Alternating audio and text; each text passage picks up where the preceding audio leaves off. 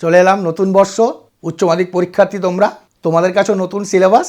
সবচেয়ে বড় প্রশ্ন হচ্ছে নতুন পদ্ধতি, সেমিস্টার। তাই তোমরা সেমিস্টার 4 আগের দুটো ভিডিওতে সম্ভাব্য 2 নম্বরের প্রশ্ন, সম্ভাব্য 4 নম্বরের প্রশ্ন আমি উল্লেখ করেছি আমার অভিজ্ঞতার ভিত্তিতে।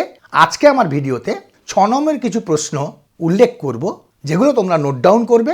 পরীক্ষা হলে তোমাদেরকে 6 নম্বরের 2টি প্রশ্ন উত্তর দিতে হবে। অপশান হয়তো 3টে বা 4টে থাকবে এখন অবধি পশ্চিমবঙ্গ সরকারের নমুনা বা স্ট্রাকচার অনুসারে যেটা দেখতে পেয়েছি।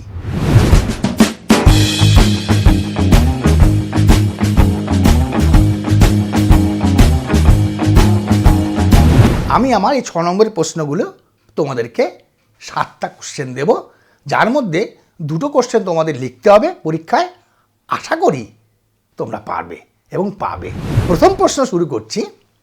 বাণিজ্যিক ব্যাংকের ঋণ প্রদান নিয়ন্ত্রণের জন্য কেন্দ্রীয় ব্যাংকের বিভিন্ন পদ্ধতি ব্যাখ্যা করো। 2 নম্বর, অনুমান সহ বাণিজ্যিক ব্যাংকের ঋণ সৃষ্টির গুণক প্রক্রিয়াটি ব্যাখ্যা করো। অর্থাৎ ব্যাংক নামক চ্যাপ্টারে 2খানা প্রশ্ন দিলাম। 3, দেশের কেন্দ্রীয় ব্যাংকে নোট ইস্যু করার একচ্ছত্র ক্ষমতা দেওয়া হয় কেন তা ব্যাখ্যা করো। এটাও কিন্তু ব্যাংকের খুব ইম্পর্টেন্ট ব্যাংক চ্যাপ্টারটা। 4 নম্বর, মাহবুল উক হকের মতে মানব উন্নয়নের 4টি উপাদান কি কি ব্যাখ্যা করো। 5, খুব ইম্পর্টেন্ট এবার, কেন নতুন সিলেবাস, নতুন সেমিস্টার, কীরকম পঞ্চবার্ষিকী পরিকল্পনা এখন আমাদের দেশে হয় না, নতুন কি এসছে, নীতি আয়োগ। তাহলে সেক্ষেত্রে নীতি আয়োগের উদ্দেশ্য উল্লেখ করে তার কাজকর্মের সংক্ষিপ্ত বিবরণ দাও। 6, ভারত সরকার কর্তৃক গৃহীত দারিদ্র্য দূরীকরণ কর্মসূচির একটি সংক্ষিপ্ত বিবরণ দাও। 7, কিভাবে কোনো দেশের মানব উন্নয়ন সূচক, যেটা ইংরেজিতে বলা হয় HDI, হিউম্যান ডেভেলপমেন্ট ইন্ডেক্স, গঠন করা যায় তা দেখাও। আশা রাখি এই 6 নম্বরে যে 2টি প্রশ্ন তোমাদের উত্তর দিতে হবে, আমি 7টা প্রশ্ন দিলাম, এর মধ্যে আশা করি তোমরা পাবে। কি কিছুটা হলো তো ভীতি গেল, কনফিডেন্স গো করলো।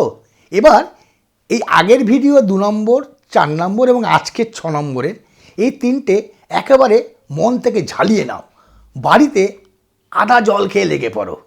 আমার আগের অভিজ্ঞতার ভিত্তিতে আমার কিন্তু বিফল হয়নি, তাই আশা রাখি এবারও তোমরা আমার কাছে উপকৃতই হবে।